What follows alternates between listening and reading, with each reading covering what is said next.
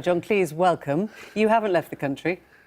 You haven't left the country. No, I'm leaving in November. I think you said I'm threatening to leave, but I actually am leaving. I'm making arrangements now. And why is that? Just talk us through Because I'm so disappointed with so much about this country at the moment, and I put my shoulder to the...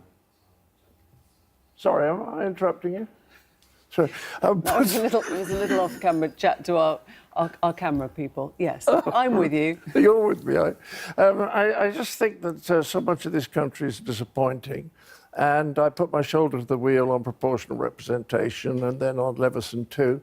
And when they were both kicked out by right-wing governments, I just thought to myself, all right, I give up. I'll try somewhere else. Hang on, though. Proportional representation was a vote, was a democratic vote. You Yeah, mean the AV right-wing vote? press lined up against it, and people who didn't really understand it were convinced by their arguments. Their arguments like, oh, it leads to weak coalition government. Would you like to have a word right now with Theresa May about weak coalition government? But you could have They that were argument about elected under anything. first past the post, right? You could have that argument about any angle, any election result of all. Oh, you right? could argue about anything, Emily. Right. So you're leaving the country because... Because I'm very disappointed with the way the country is run. My particular beef is with the newspapers. And, of course, the Daily Mail will dismiss this as an extraordinary outburst. But I want to tell you something that's really pretty factual. The European Union every year asks 1,000 people in each of 33 different countries what their trust level is in the printed media in those countries. And they publish a report. Now, this is this year's that's just come out. And the country that has the largest trust is the Netherlands. And then after that, we've got Finland, Denmark, Sweden, Austria, and so forth. And then in the middle here, we've got Lithuania, Croatia, Turkey. And then right down the bottom, could I ask you just to read the last 2 or 3 countries? Malta. Yeah, we get it. OK. So you've got the United Kingdom is the lowest one. Can I just... Lowest out of 33. Yes, but look, you just missed out. One of the most trusted written press countries is Albania, which comes in second. So perhaps there is a correlation between the kind of press which is robust, which creates a certain level of curiosity and cynicism. Yes. No, it's the lying and the triviality that I object to. This is not just this year, Emily. This was the same last year. We were 33rd out of 33. It was the same the year before and the year before that. So for 4 years, we've had the least trusted press in Europe. But least trusted does not necessarily mean not true. No, it doesn't necessarily It could mean anything, that if you've got 23% of the people who trust it... So, we're just going to take a little minute. No, that was sabotaged by the press. By the press. Right, so there we go. So if you've got a sort of pathetic 23%, whereas the Dutch, who are pretty sensible, uncorrupt people, they trusted... What is the figure here? OK. My point is that everyone feels like they're having a problem with the truth right now. If you insist something loudly enough on social media...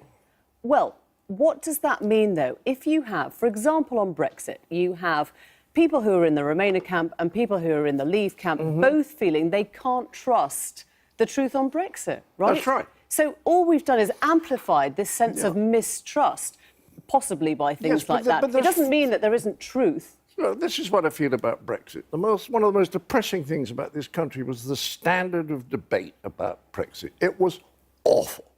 There were dreadful lies on the right about all the money that would come into the National Health Service if we went. And there was the usual thing, just scare tactics from Cameron and Osborne, you know, oh, it'll be a disaster. But that was the level of the debate. Nobody said, it's very complicated. There's a guy called Philip Tetlock, who's a university professor at the University of Philadelphia, who's done research on this.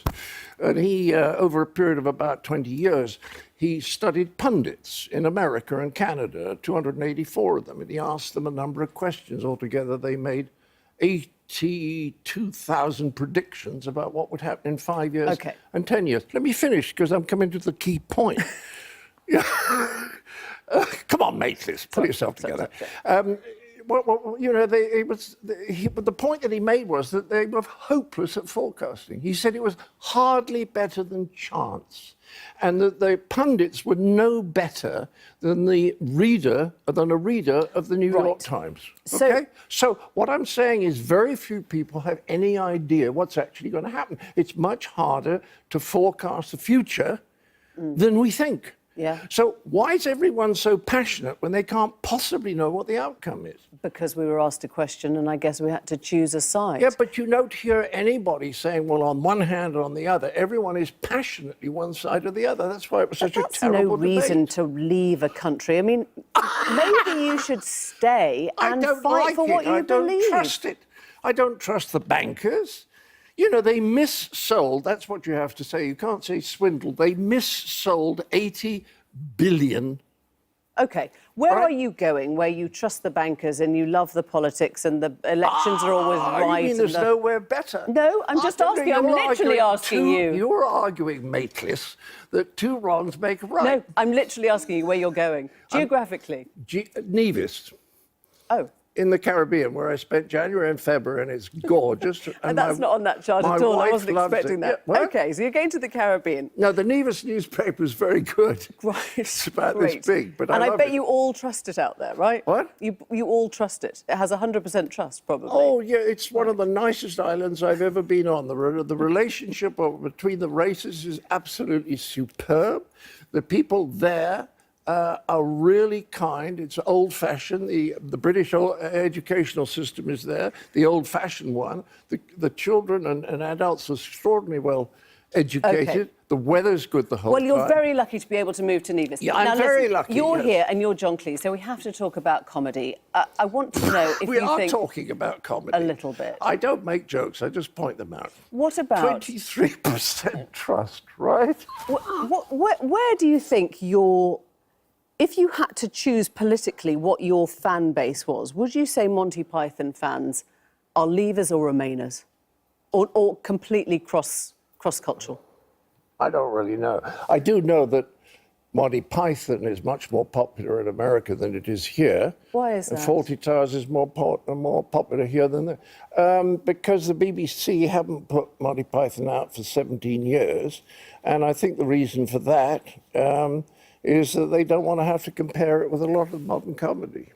Because it wouldn't stand the test of time? Well, yes. I mean, the point is, some people think Python's funny, some people don't. That's the nature of comedy, is that some people think things are funny and others don't, you know? But enough people have found Monty Python really funny over the years to say, yes, basically it's a funny program. And an awful lot of current comedy, and I've only been in this country 2 weeks this year, but I talk to everyone. I said, what's good on the BBC? What's good? And most people say there's not much that's funny. Do you think anyone has followed now in the Python footsteps? No, and the funny thing is, when I was talking to Hugh Laurie and Stephen Fry, when they were doing their series, they said if they got into Python territory, they'd say, oh, no, that's Python. They'd back off. So normally you have a lot of copying because flattery is the sincerest form of... copying things is the sincerest form of flattery, you know? But it didn't happen, and I'm quite surprised. I wonder whether you think... We always talk about being quite culturally divided now, both America and the UK. Do you think that has battered at if you like, a collective sense of humour, a national sense of humour, if such a thing existed? Well, I think that the sense of humour... You know, people say to me, if I go to America, we love British humour, you know, Monty Python and Benny Hill. And I want to say, well, you wouldn't necessarily put them in the same category. I think what's much more noticeable in America is the difference in sense of humour between the Midwest and the South, and then the coasts and the Great Lakes, where irony is just like British irony. But if you go to the Midwest and the South, the George W. Bush voters, basically, they have no sense of irony. And so they don't get a lot of the humour that we think is so funny. That sounds as if you're saying they're a bit thicker. Yes. Oh, you are? Well, I suppose there's a nicer way of saying it. Can you think of one? I'm just asking the questions. But you on, do mate. genuinely think What's a better that... word for people who have no sense of irony? Literal-minded is the word, which is very interesting culturally, because that's, of course, where the idea that the Bible should be interpreted literally came from people who were literal-minded. Complete rubbish. Can you imagine that Jesus Christ was literal-minded? That is a discussion for another night and a longer time. Cleese, thank you very much. Nice of you to come in. Oh, have we got to stop? We have got to stop, but we've got Peter Shilton next. You can watch him. Because we didn't even talk about football. Quickly, do you think it's coming home? I'm not sure we can beat France. Well, it might be coming home and you'll be in Nevis. No, I won't. You will.